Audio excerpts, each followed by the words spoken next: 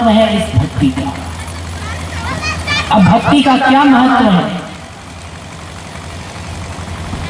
तो गीता में भगवान श्री कृष्ण की वाणी है। उन्होंने स्वयं अर्जुन से कहा कि अर्जुन सुनो,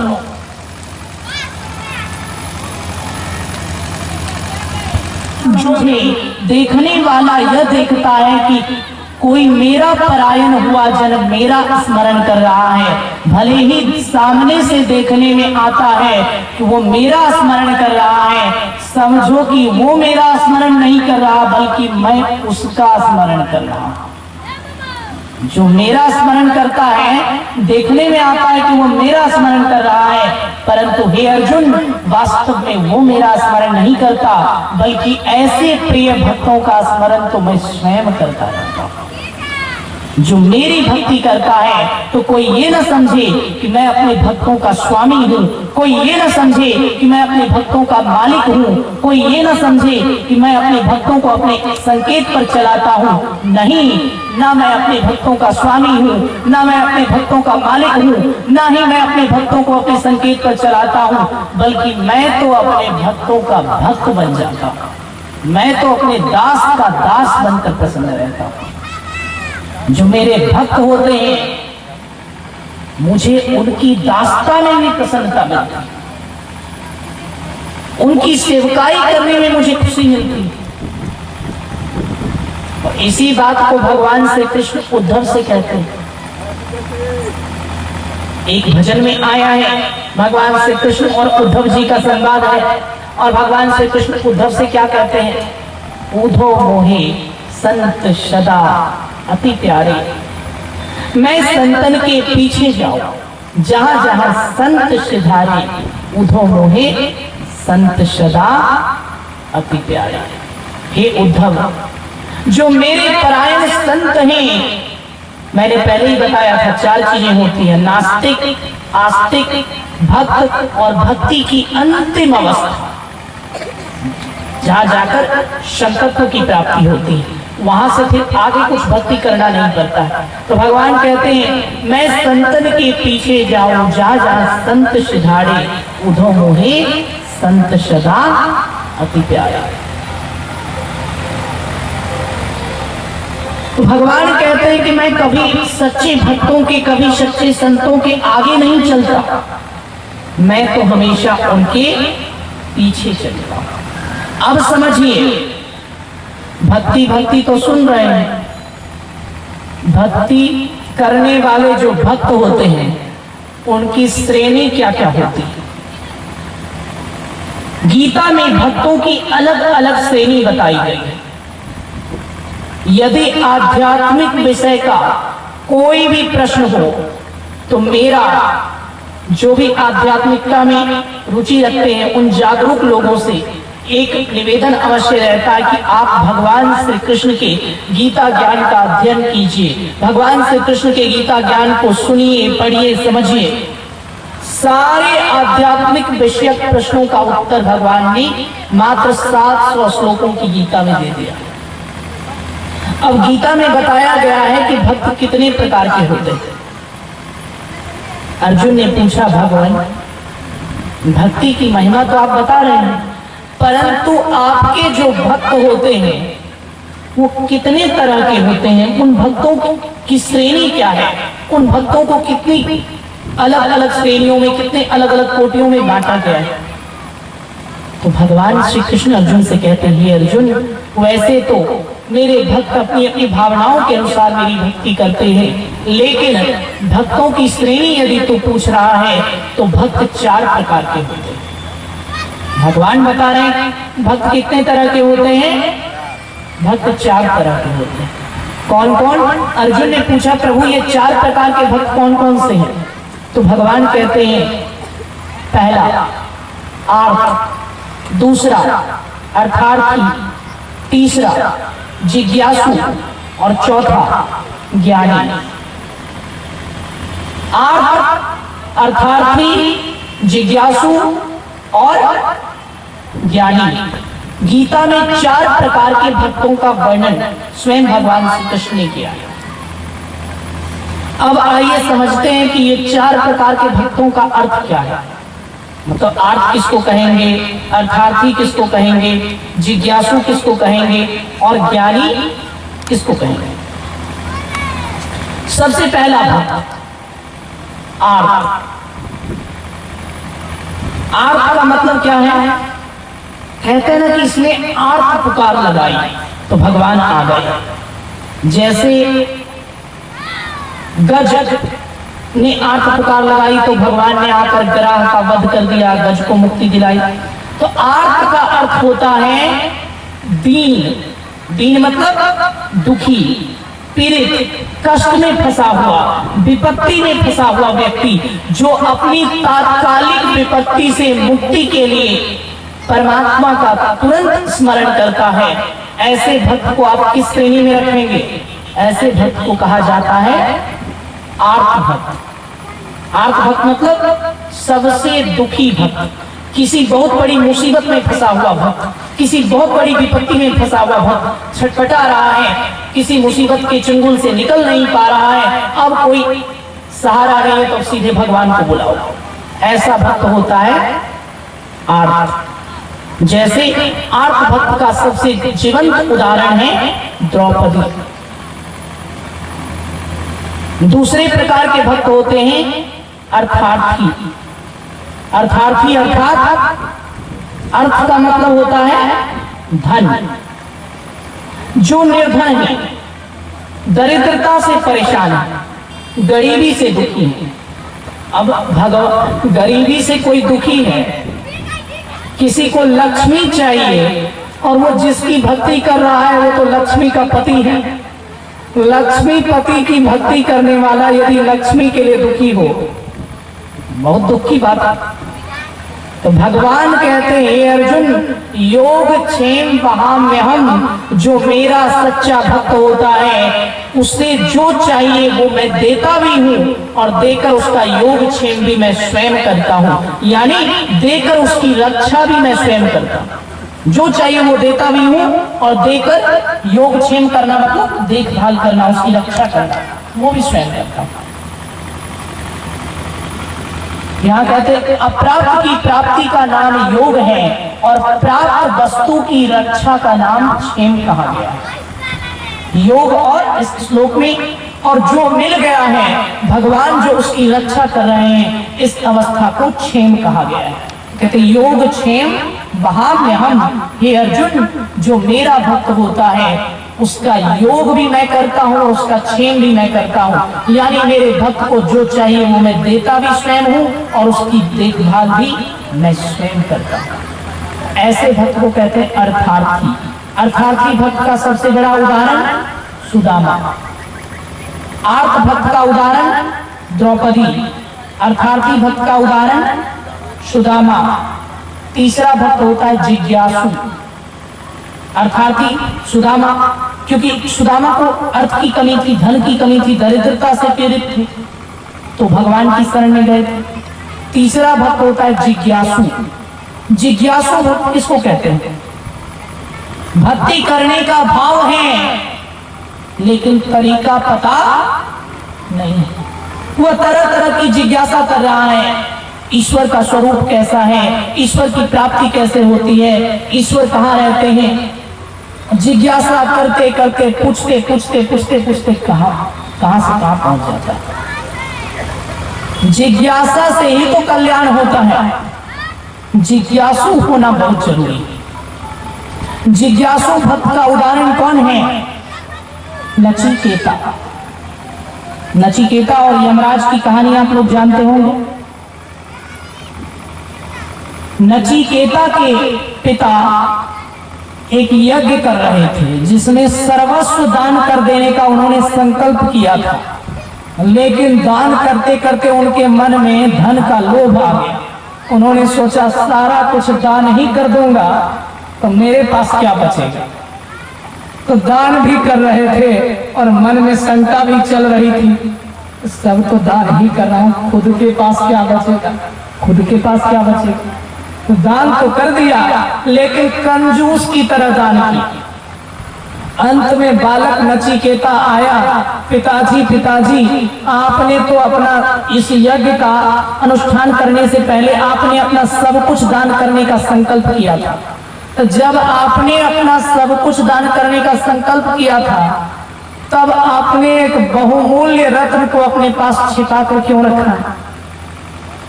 तो नचिकेता के पिता ने कहा, मैंने क्या छिपा कर रखा है, सब तो दान कर ही रहा हूं। नचिकेता ने कहा, पिताजी सब कुछ आपने दान कर दिया, मैं भी तो आपका पुत्र हूं, और पुत्र पिता की संपत्ति ही तो है। जब सब आपने दान कर दिया तो मुझे किसको दान कर रहे हैं, यह तो बताइए। मैं आपका पुत्र हूं तो मेरा भी तो कर्तव्य बनता है कि मैं आपके लिए स्वयं को दान कर दूं। आप बताइए कि आप मुझे किसको दे रहे हैं? भाई, जिस व्यक्ति को धन दान करने में कष्ट हो रहा हो, वो अपने इकलौते बेटे को दान करेगा क्या? नहीं। नचिकेता के पिता ने कहा, तू पागल हो गया है, मैं तुझे दान कैसे कर सकता हूं? तू मेरा पुत्र है, तुझे मैं कभी दान नहीं कर सकता। तो नहीं पिताजी, आपका यज्ञ तब तक सफल नहीं होगा जब तक कुछ भी आपके पास शेष है। कुछ में मैं भी आता हूं, यदि मैं भी आपके पास शेष हूं तो आपका संकल्प पूरा नहीं होगा, तो आपको दान करना ही पड़ेगा। बालक ने बहुत हठ किया तो नचिकेता के पिता को गुस्सा आ गया। क्रोध में आकर नचिकेता के पिता ने कहा, चुप कर। तब से एक ही बात बोलते बोलते दिमाग खराब कर दिया, जा, मैंने तुझे यमराज को दान कर दिया। गुस्से में लोग कहते ना, जा मर जा। नचिकेता के पिता ने क्या कह दिया, जा, तुझे यमराज को दान कर दिया। पिता ने तो गुस्से में कहा था, लेकिन बालक ने सच मान लिया। अच्छा, आपने यमराज को दान कर दिया है, तब तो मुझे सीधे यमराज से संपर्क करना पड़ेगा। ऐसा संस्कारवान बालक था कि अपने योग बल से यमलोक तक पहुंच गया। अब यमलोक पहुंचकर वहां पड़ा हुआ है, यमराज के द्वार पर खड़ा। यमराज कह रहा है, तेरे आने का अभी समय नहीं हुआ है, समय से पहले यहाँ कोई सशरीर नहीं आता। तू इतनी कम आयु में सशरीर यहाँ कैसे पहुंच गया? मैं तुझे अंदर नहीं ला सकता, तेरा समय अभी पूरा नहीं हुआ है। तो नचिकेता ने कहा, अगर आप मुझे अपनी शरण में नहीं लेंगे, मैं यहाँ से हिलने वाला भी नहीं हूं। मेरे पिता ने मुझसे कहा कि मैंने तुझे यमराज को दान कर दिया है। पिता के वचन का मान रखने के लिए मुझे आपकी शरण में आना पड़ा। अब मैं आपकी शरण को छोड़कर कहीं जाने वाला नहीं। अन्न जल त्याग कर वहीं खड़ा रहा। यमराज सामने आ गए, बता मुझसे क्या चाहता है? यमराज के सर पर भी आफत आ गई, इसका समय अभी आया नहीं, कहता है कि आपको छोड़कर कहीं जाऊंगा नहीं। तो यमराज ने कहा, बता क्या चाहता है? नचिकेता ने कहा, यदि आप मुझे कुछ देना चाहते हैं तो मैं आपके सामने, आप तो मृत्यु के देवता हैं, मैं आपके सामने तरह तरह की जिज्ञासा लेकर आया हूँ। मैं परमात्मा को जानना चाहता हूँ, ब्रह्म ज्ञान का उपदेश प्राप्त करना चाहता हूँ। आप मुझे ब्रह्म ज्ञान का उपदेश दीजिए और अपने ज्ञान के द्वारा मेरे प्रश्नों का समाधान कीजिए, मेरी जिज्ञासा का अंत कीजिए। आप एक गुरु की भांति मेरे समक्ष रहिए और मुझे अपने शिष्य के रूप में स्वीकार कर लीजिए। तो छोटी सी उम्र और जिज्ञासा इतनी बड़ी कि अपनी जिज्ञासा के समाधान के लिए, अपने प्रश्नों के उत्तर के लिए यमलोक तक पहुंच गया। तो जिज्ञासु भक्त का सबसे बड़ा उदाहरण नचिकेता। द्रौपदी, अर्थार्थी, सुदामा, जिज्ञासु, नचिकेता, बचा कौन? ज्ञानी। चौथा भक्त कौन होता है? ज्ञानी। अच्छा, क्या? अब ज्ञानी की उपमा आप किससे दे सकते हैं? तो ज्ञानी वह नहीं जिसने तरह तरह के वेद पुराणों का अध्ययन कर लिया, वो अपने करते हैं। ज्ञानी वह नहीं जो कुशल और प्रखर वक्ता बन गया। तो ज्ञानी क्या है? ज्ञानी कौन है? ज्ञानी किसे कह सकते हैं? तो सच्चा ज्ञानी वह है जिसने अपने आप की पहचान की है, जिसने आत्मज्ञान प्राप्त किया है, उसी को ज्ञानी कहते हैं। स्वयं का पता।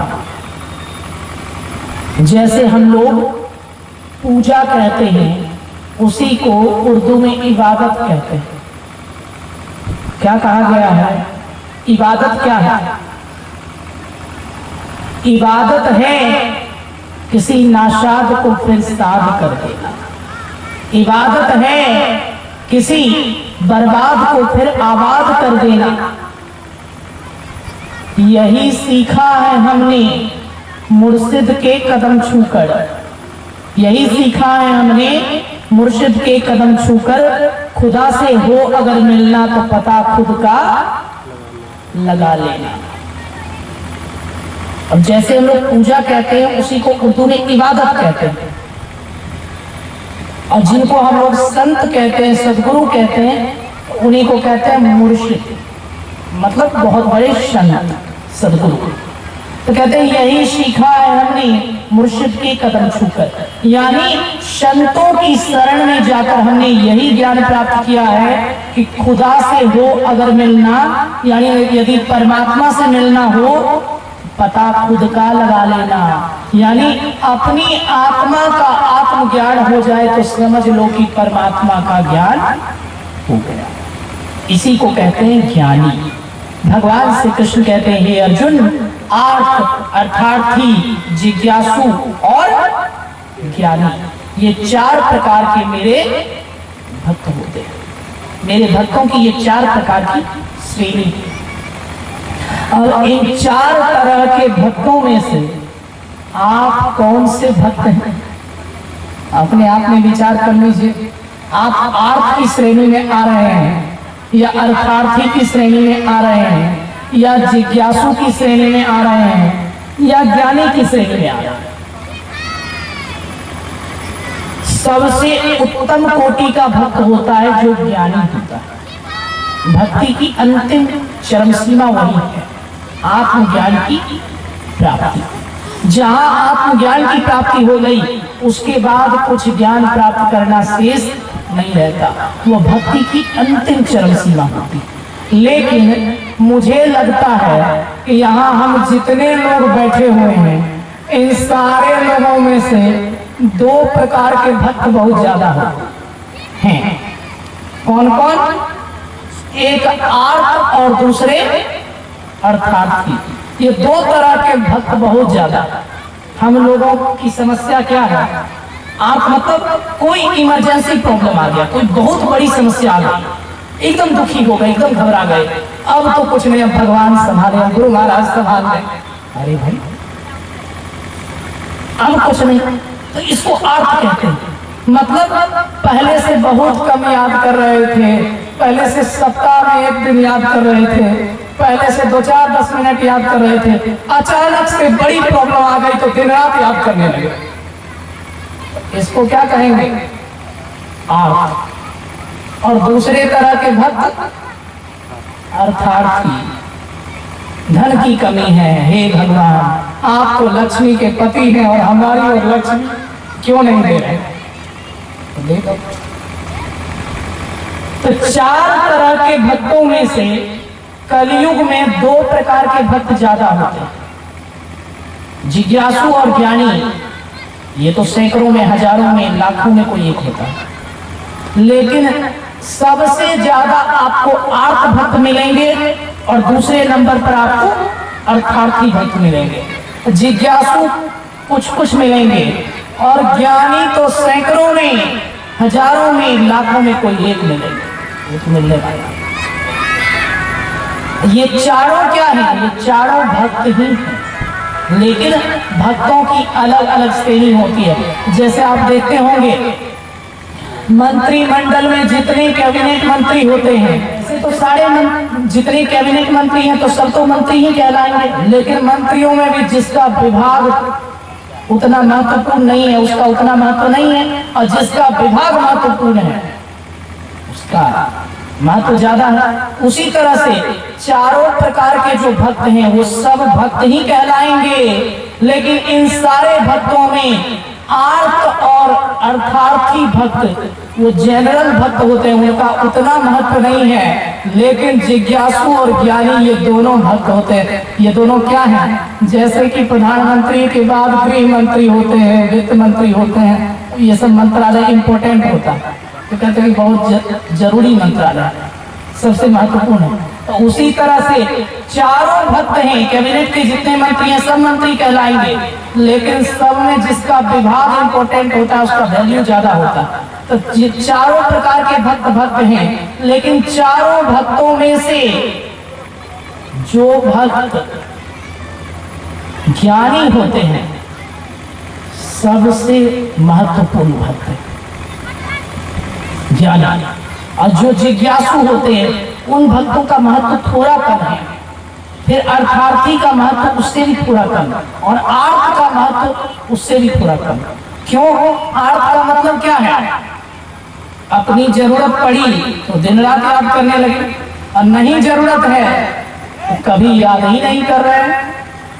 ऐसी भक्ति से कल्याण होने वाला नहीं। जब द्रौपदी ने आंख बनकर भगवान श्री कृष्ण को पुकारा तो भगवान ने उसका अपमान होने से बचा लिया। भगवान ने बचा तो लिया। द्रौपदी उनसे पूछती है कि प्रभु, भक्त को समस्या भी बहुत ज्यादा झेलना पड़ता है, अंत में उसका कल्याण होता है। तो आर्थ भक्त की क्या स्थिति होती है? एक छोटी सी कविता की कुछ पंक्तियां, कवियों की कुछ पंक्तियां मुझे याद आ गई, तो आप श्रवण कीजिए। स्थिति क्या है? कौरवों की राज्य सभा है, सारे कौरव जुए में पांडवों का सब कुछ जीत चुके हैं। शकुनी की सहायता से दुर्योधन ने सब कुछ जीत लिया। अंत में जब द्रौपदी को भी दुर्योधन और दुशासन ने जुए में जीत लिया, तब दुर्योधन ने दुशासन को आदेश दिया, आज से द्रौपदी राजरानी नहीं है, आज से वो मेरी दासी है और वो मेरी अन्य दासियों के साथ रहेगी, उसे राजसभा में घसीट कर लेकर आओ। तो दुशासन बालों से पकड़कर घसीटता हुआ ऐसी अवस्था में द्रौपदी को भरी सभा में लेकर आया, जिस भरी सभा में दुशासन बालों से घसीटता हुआ द्रौपदी को उस सभा में लेकर आया जिस सभा में ज्येष्ठ, कुल ज्येष्ठ सारे वृद्धजन बैठे थे। अब वहां क्या होता है? एक एक करके द्रौपदी सबको सहायता के लिए पुकारती है। कैसे? सबके आगे गिड़गिड़ाई, लेकिन किसी ने सहायता नहीं किया।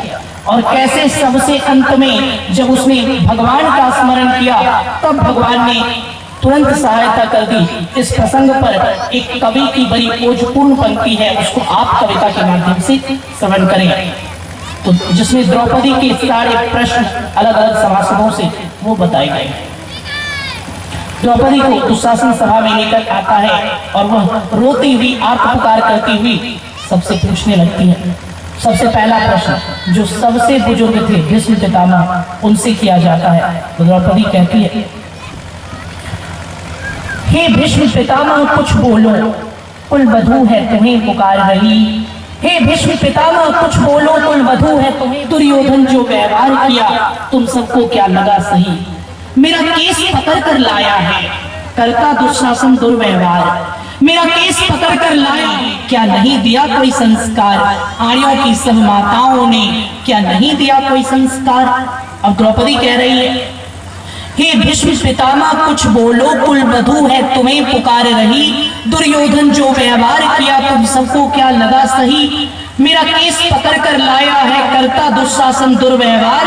आर्यों की सब माताओं ने क्या नहीं दिया कोई संस्कार? मैंने तो दाव नहीं खेला चौसर की शाही क्रीड़ा में। शाही क्रीड़ा मतलब राजकीय खेल। मैंने तो दाव नहीं खेला चौसर की शाही क्रीड़ा में। जब कहीं दोष नहीं मेरा तो क्यों मैं ऐसी पीड़ा में? पीड़ा मतलब दुख। जब कहीं दोष नहीं मेरा तो क्यों मैं ऐसी पीड़ा में? जो हारे मुझको खेल जुआ, दादा तुम तो नीति प्रिय हो, फिर तू क्यों यूं लाचार हुआ? दादा तुम तो नीति प्रिय हो, फिर तू क्यों यूं लाचार हुआ? पूछा। द्रौपदी का ही एक नाम है कृष्णा। भगवान श्री कृष्ण द्रौपदी को अपनी बहन के समान प्रेम करते थे। और श्री कृष्ण ने द्रौपदी पर प्रसन्न होकर द्रौपदी को अपना नाम दिया था। भगवान कहते हैं ना, भक्त को मैं कुछ भी दे देता हूँ। द्रौपदी की भक्ति से प्रसन्न होकर भगवान ने अपना नाम द्रौपदी को दे दिया था। मैं कृष्ण हूँ और तू मेरी सबसे प्रिय बहन है, तुझे संसार कृष्णा के नाम से जानेगा। तो द्रौपदी का एक नया नाम भगवान ने रख दिया था, कृष्णा। इस कविता की पंक्ति में उसी नाम की चर्चा है, इसलिए मैंने थोड़ा बता दिया। कहते हैं, जब गंगा सुत कुछ कह न सका, कृष्णा ने राजा से पूछा, दुर्योधन इतना दुष्ट है तो सम्राट दंड है क्यों छूछा। दुर्योधन इतना दुष्ट है तो सम्राट दंड है क्यों छूछा। छूछा मतलब वो गांव की भाषा है। इसका मतलब क्या होता है, खाली। जैसे कहते हैं ना कि आज सब्जी बनाने का मन नहीं है तो छूछा रोटी खा लो, मतलब खाली रोटी खा लो। छूछा का अर्थ है खाली। कविता की भाषा है तो तुकबंदी पंक्तियों का संग्रह किया गया है, पूछा और छूछा। तो कहते हैं, जब गंगा सुत कुछ कह न सका, कृष्णा ने राजा से पूछा, दुर्योधन इतना दुष्ट है तो सम्राट दंड है क्यों छूछा। सम्राट दंड है क्यों छूछा। द्रौपदी ने बारी बारी से प्रश्नों का ढेर लगा डाला। द्रौपदी ने बारी बारी से प्रश्नों का ढेर लगा डाला। धृतराष्ट्र, विदुर और द्रोणा के मानो मुंह ऊपर हो ताला। धृतराष्ट्र, विदुर और द्रोणा के मानो मुंह ऊपर हो ताला। आखिर में बरसी पांडव पर। अब अपने पतियों की तरफ देखती है। द्रौपदी ने बारी बारी से प्रश्नों का ढेर लगा डाला। धृतराष्ट्र, विदुर और द्रोणा के मानो मुंह ऊपर हो ताला। आखिर में बरसी पांडव पर, किस बूटे पर हो मेरे पिया। कुछ कहो हतारो क्या सूझी, मुझको बाजी में लगा दिया। आखिर में बरसी पांडव पर, किस बूटे पर हो मेरे पिया। कुछ कहो हतारो क्या सूझी, मुझको बाजी में लगा दिया। मछली की आंख भेदनी थी, वो करके ब्याह के लाए हो।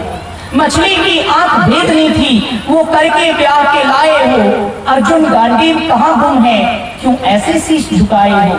अर्जुन गांडीव कहाँ गुम है, क्यों ऐसे शीश झुकाए हो। जब मीन चक्षु संधान किया, मीन मतलब मछली, चक्षु मतलब आंख, संधान करना मतलब भेदना।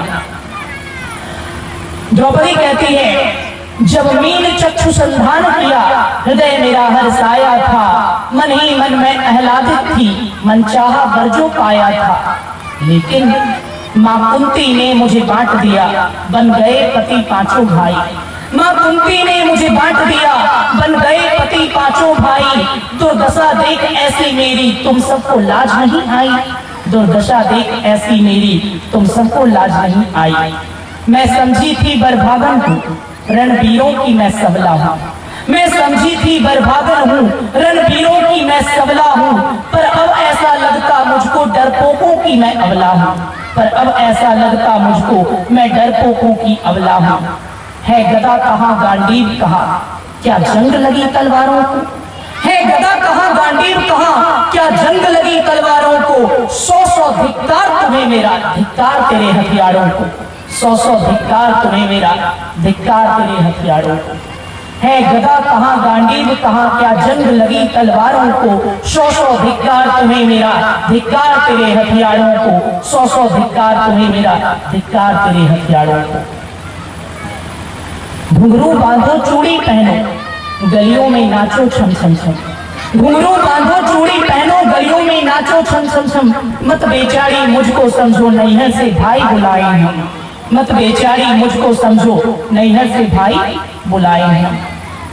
भगनी नाम है लाचारों की, भगनी नाम है लाचारों की। मधुसूदन में सभा मध्य, जो आए भैया सभा मध्य, कोई भी ना बच पाएगा। जब चक्र सुदर्शन घूमेगा, सब मूली सा कट जाएगा।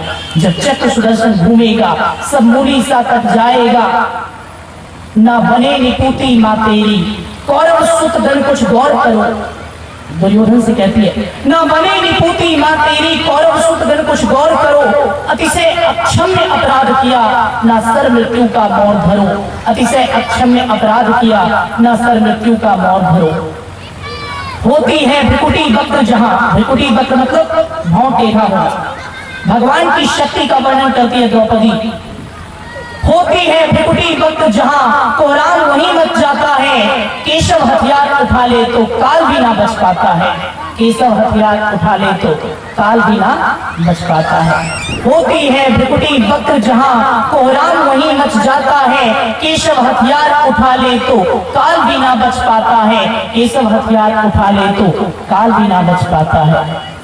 इतना सुन गर्जा दुर्योधन दुशासन देर लगाओ ना, इतना सुन गर्जा दुर्योधन दुशासन देर लगाओ ना, निर्वस्त्र करो पांचाली को जंघा पर मेरी बिठाओ ना, निर्वस्त्र करो पांचाली को जंघा पर मेरी बिठाओ ना।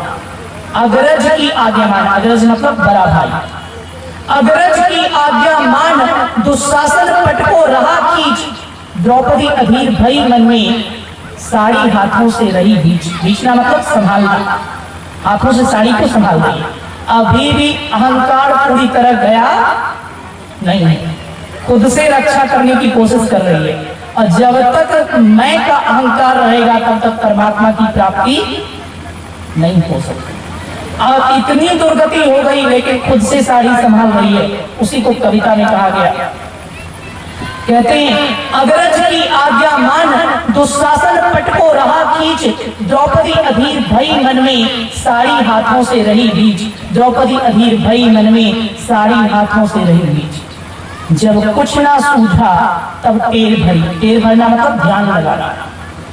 जब कुछ ना सूझा तब टेर भरी, बोली सुनिए मेरे गिरधारी, अब कोई नहीं सिवा तेरे प्रभु लाज रखो है लाचारी, अब कोई नहीं सिवा तेरे प्रभु लाज रखो है लाचारी। जब कुछ ना सूझा तब टेर भरी, बोली सुनिए मेरे गिरधारी, अब कोई नहीं सिवा तेरे प्रभु लाज रखो है लाचारी, अब कोई नहीं सिवा तेरे प्रभु लाज रखो है लाचारी। कान्हा की शान निराली है वो दौरे दौरे आते हैं, कान्हा की शान निराली है वो दौरे दौरे आते हैं, जब कोई आंख पुकार करे निर्बल का बल बन जाते हैं। था चक्र सुदर्शन चला दिया जब गजने टेर लगाई थी, एक कुब्जा नाड़ी के खातिर बस अपनी ठकुरी विसराई थी। मुट्ठी भर तंडुल के बदले, मुट्ठी भर तंडुल के बदले दो लोग सुदामा पाया था, एक बार पुरंदर के कारण उंगली पर अचल उठाया था। इस पंक्ति का अर्थ समझिए। तंडुल मतलब भुना हुआ चावल, पुरंदर मतलब इंद्र का पर्यायवाची होता है पुरंदर। व्याकरण में पर्यायवाची सर्च करेंगे इंद्र का तो मिल जाएगा पुरंदर। पुरंदर कहते हैं इंद्र को। इंद्र के अहंकार को तोड़ने के लिए जिस परमात्मा ने एक उंगली पर सुदर्शन, एक उंगली पर गोवर्धन पर्वत उठा लिया और गज की रक्षा के लिए अपना चक्र चला दिया, ऐसे परमात्मा की शक्ति का वर्णन कविता की 4 पंक्तियों में कवि ने किया है।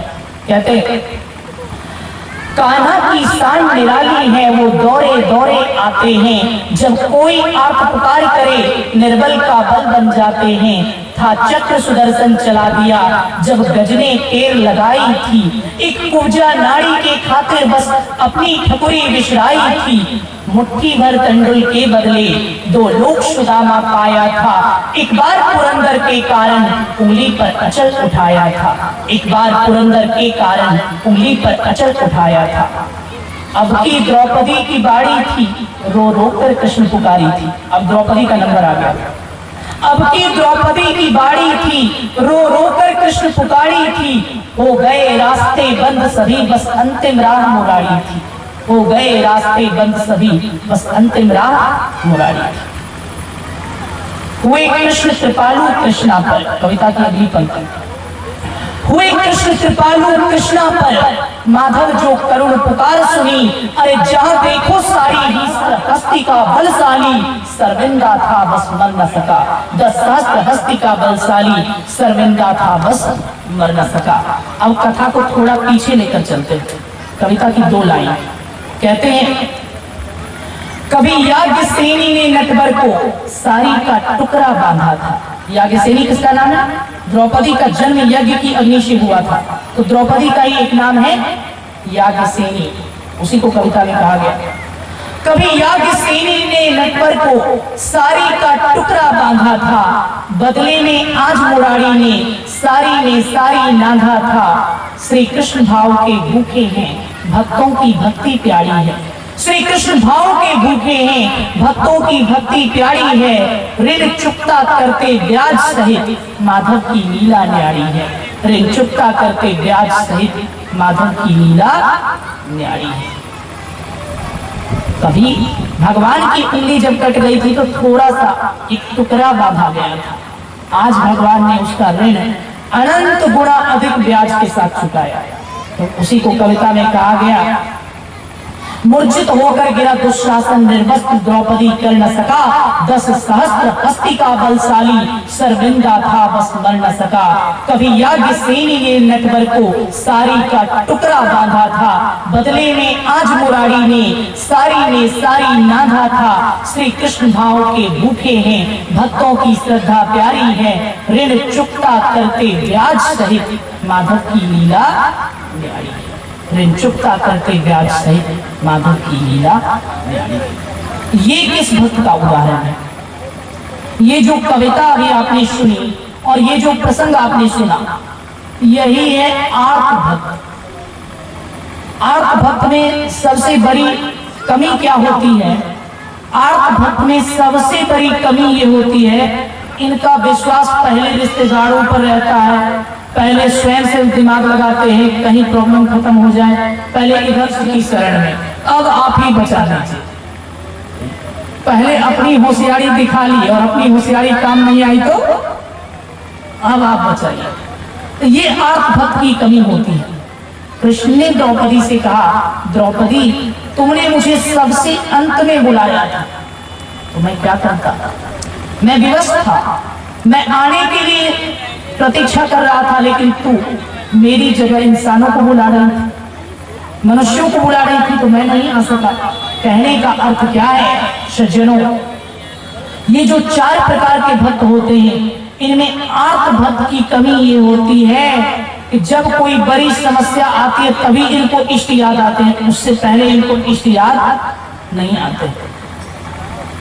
कभी सुमिरन नहीं किया या कभी बहुत कम सुमिरन किया और एक दिन बहुत ज्यादा सुमिरन कर लिया, उससे क्या होगा? वो आपके स्वार्थ की भावना का प्रतीक है। इसलिए ऐसा नहीं होना चाहिए। नित्य प्रति स्मरण परमात्मा का होता रहना चाहिए और तभी आप सच्चे भक्तों की श्रेणी में आ पाएंगे। इस प्रकार 4 प्रकार के भक्त आर्त अर्थार्थी, जिज्ञासु और ज्ञानी। इनमें से सबसे उच्च कोटि के भक्त होते हैं ज्ञानी। द्रौपदी का उदाहरण आपने आर्त भक्त के रूप में सुना और ऐसी गलती हमसे नहीं होनी चाहिए कि केवल हम अपनी जरूरत के समय केवल विपत्ति से छूटने के लिए ही परमात्मा को याद करें, तो उसे वास्तविक सुमिरन नहीं कहा जाएगा। सुमिरन कैसा होना चाहिए? संतों की वाणी में आया, 8 पहर निरखत रहे जैसे चंद्र चकोर पलक सो टारत ना। अर्थात जैसे 8 पहर चकोर पक्षी जो होता है वो चंद्र को देखता रहता है, कभी अपनी पलक को इधर से उधर जाने नहीं देता, कहीं चंद्र ओझल ना हो जाए, जिधर जिधर चंद्र की। इस वीडियो को लाइक करें, हमारे चैनल को सब्सक्राइब कर बेल आइकन जरूर प्रेस करें हमारी न्यू वीडियोस